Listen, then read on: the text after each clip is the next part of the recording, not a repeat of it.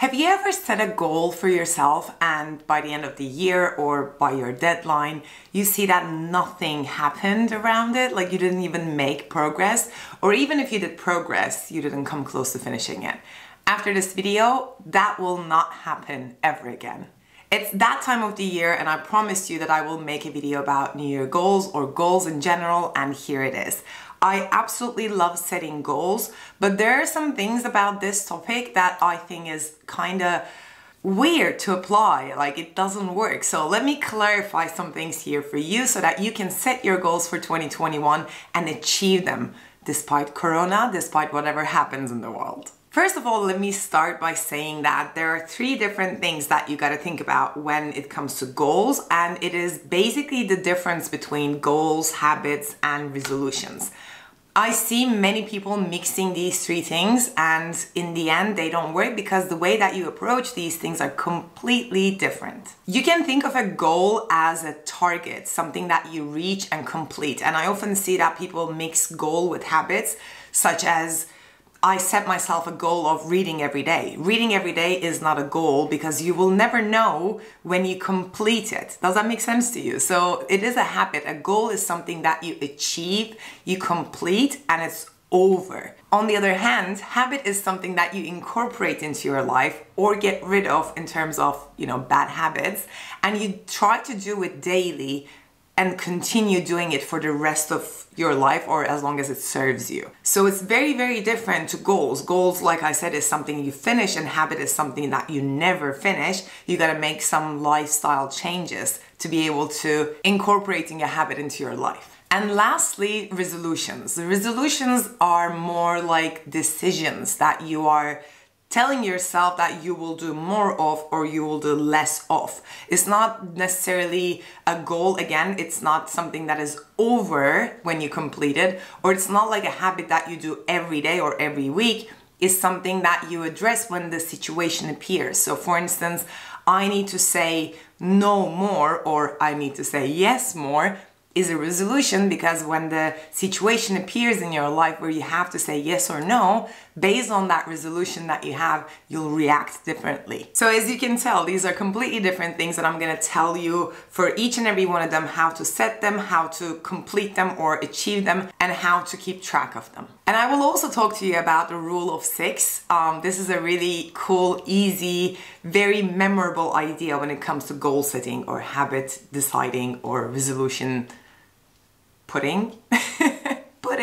So let's first talk about goals. I'm sure all of you already heard about SMART or SMARTER goals, and this acronym is used differently on every single resource that you might find. So let me make this easy for you and let me give you some examples so that you can actually turn your goal into this whole like achievable and measurable whatever concept. Since a goal is actually a target, an aim, an end result, it has to be very specific, like what is that result that you're after. An improvement on something is not a goal. Improving on something might be a resolution or a habit, but if you say I will improve to this exact point, then it becomes a goal because it's very, very specific, and it has to be measurable in terms of like, how will you know when you achieve that goal? There has to be a certain way to measure that. For instance, losing weight, which is the perfect example and it's very overused, but it works really well, is not a goal on its own.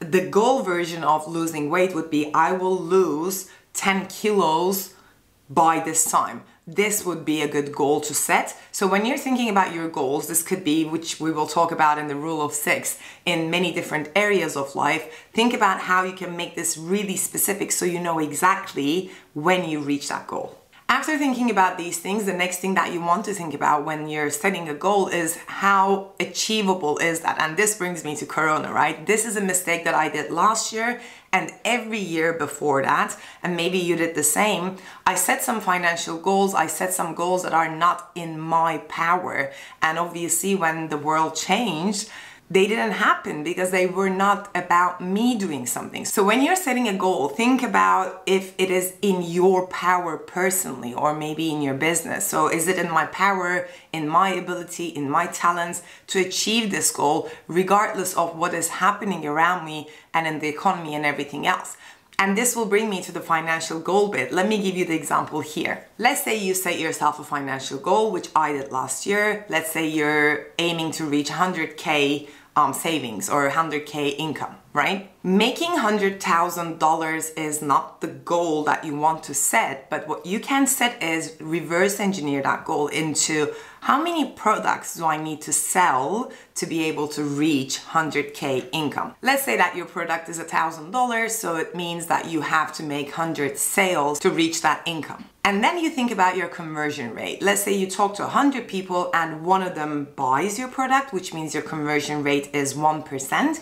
Then you add that into the equation and then you'll see to be able to make $100,000, you need to sell 100 products. And to do that, you need to talk to 10,000 people. So your goal can be to reach that revenue or to reach that income, to talk to 10,000 prospects. And that is completely within your power. You can call, talk to, or sell to, or connect with 10,000 people to be able to reach that end result. And that example applies to every single goal. Whatever goal you want to achieve, always reverse engineer that. And that brings me to long-term goals. If you have a goal that you will reach in 10 years, or your goal is to be at a certain place in life or in business in 10 years, then what I would recommend you to do right now is to reverse engineer that into, if I want to be there in 10 years, where do I need to be in 5? Where do I need to be in 1 year? And then decide on that goal for this year and break it down as much as possible.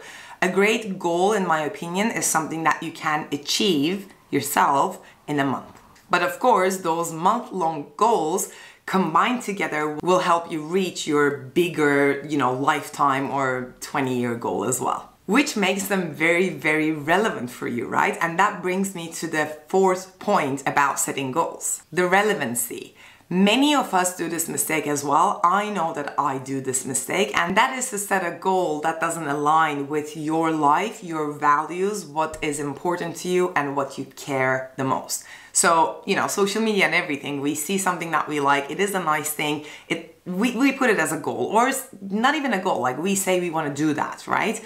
But eventually, when it comes to taking action and being accountable for that, if it doesn't align with your life and your business in general, it will be very hard for you to find the motivation to do these actions that you need to do. So when you're setting a goal for yourself, the biggest question to ask is, how is this relevant to me? Is this really in alignment with everything else that I do? Is it really important to me, or am I just setting the goal because it sounds like a really nice goal? And for that, of course, you gotta understand what's important to you and to understand your values and all of that stuff. But that's another video. Let me know if you want to talk about that. And the last thing to think about goals is the time factor. With the rule of 6, that time factor is built in, but if you're not going to follow that rule, you can always apply it separately. You always have to have a deadline to reach a goal. Otherwise, it's just going to stretch for years and years, and you're going to lose the motivation and it won't mean much to you anymore. So having a deadline is always important. And I know that it is not like easy, okay? But think about this. If we didn't have deadlines in, let's say, school, we wouldn't really work for what we worked for, right? Or studied for. Deadlines are good as long as they don't put additional stress on you. And that's why I said your goals should be in alignment with your values, because that way you will be excited about reaching that goal and reaching that deadline, not feeling like, oh God, the deadline is around the corner, as in, a presentation or something that you don't really want to. This should be something that you want to do. There is actually a free gift that I have for you in a description box below, which is the goal setting worksheet. And that will help you break that big goal into monthly, weekly, and daily actions, because goals are exactly that, right? You got to do something preferably every single day, or at least every single week, so that you can progress towards it. And that freebie will help you do that. So if you want to download it, check the description box below. I think habits and resolutions are a little bit clearer in the sense of how to set them. A habit is something that, like I said, is a lifestyle change most of the time. Maybe healthy eating, maybe working out, maybe, spending more time with your friends and family. And the biggest problem with this is if you mix a goal and a habit together and you set this example habit of, let's say, working out, As a goal, once you complete that deadline thing, you won't keep doing that. So a habit is a bigger change. It's more about consistency. And again, it has to be aligning with everything else that you do. You gotta think for a minute before you set these things up. But of course, let me tell you that these will change. Even within a year, it will change, because you will change, you will evolve, you will be a better person. Hence, all of these might change, and that is okay. As long as you abandon your goals and your habits and resolutions on purpose. And actually, let me tell you this incredible fact. Apparently, many people abandon their New Year's goals, resolutions, and habits by the second Friday of January, like 17th, 19th, I think. And that is incredible. Like, this is such a short time to keep, working on something. And that day is actually called Quitter's Day. And I don't want you to be one of those quitters. I want you to set these up right so that you can actually achieve them in this year. Okay, let me tell you about the rule of 6. This is something I came up with a couple of days ago, and it excites me so much. I actually set my goals and habits and resolutions according to this, and I think it's going to be super handy for you as well. So I am setting 6 goals, 6 habits, and 6 resolutions for 2021, and this is what I will do from now on. And I'm setting these things up in 6 different categories. The categories are self, career, health, family, friends, and fun. So what I'm trying to do is having a sort of balance between these life areas. So if you're gonna set 6 goals and 6 habits, you can have a goal and a habit for each of these categories. Sometimes it's difficult to add a goal and a habit into one category. For instance, for me, health category is mostly about habits and it's not a goal. So that's okay, but I'm trying to set at least 2 things for each of these categories. Of course, life is not math, and you might be, feeling like you need more goals in one of these areas more than the others, so you don't have 2 each. That's absolutely fine.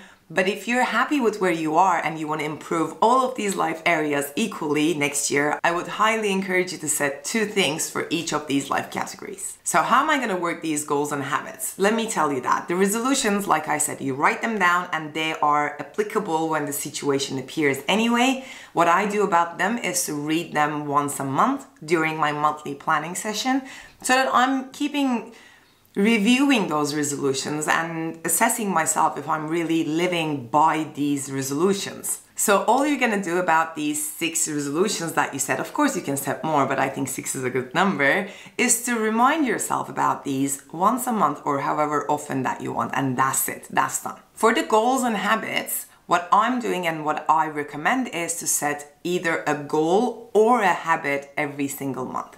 I am gonna rotate them equally, so I'm gonna start with a habit, and then it's gonna be habit, goal, habit, goal, habit, goal for the 12 months of 2021. And the reason I'm starting with a habit is January is about change and it's about improvement more than anything else for me. And I think a really good habit to start the year is the good idea. And of course, this makes me finish with a goal in December. And what is better than celebrating a goal when you're celebrating for the end of a year? And that's why I'm doing 1 habit, 1 goal, 1 habit, 1 goal.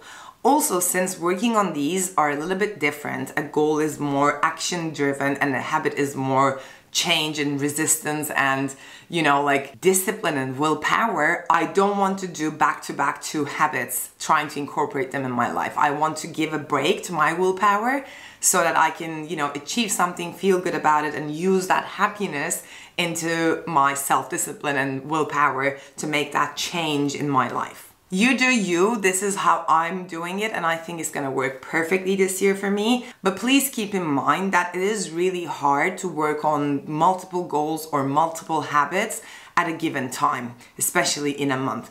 Don't set yourself up for failure by putting too much on your plate, because these are great things, but there are so many other things that we all gotta handle. Like there's life, there's work, there's kids, there's this, there's that. I don't want you to set too many things and then feel like you can't do anything and then be one of those quitters. That is why I'm saying set 1 thing for a month and then move on. Obviously, if you need more time, you can always stretch these times. Sometimes a goal takes 10 days, sometimes a habit takes 50 days. They're all open for adjustments. Finally, let me give you some examples about what I am setting up for myself this year. So one of the habits that I decided to work on this year is to be more in contact with my friends and have deeper, more meaningful relationships with them.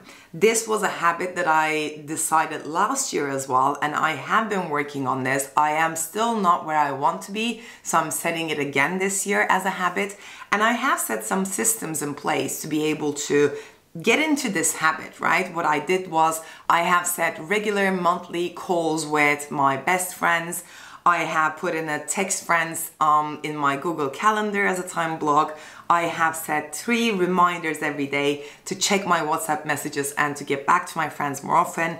I am working on my personal CRM on Notion and I'm keeping it updated every week. So I have these systems set to be able to make this a really deep-rooted habit in my life that I don't ever have to think about. I just automatically connect with people more. And a goal example for me for this year is to launch my flagship course about organizing your life, using your time the best way possible, being more productive, procrastinating less. So I want to share everything I know.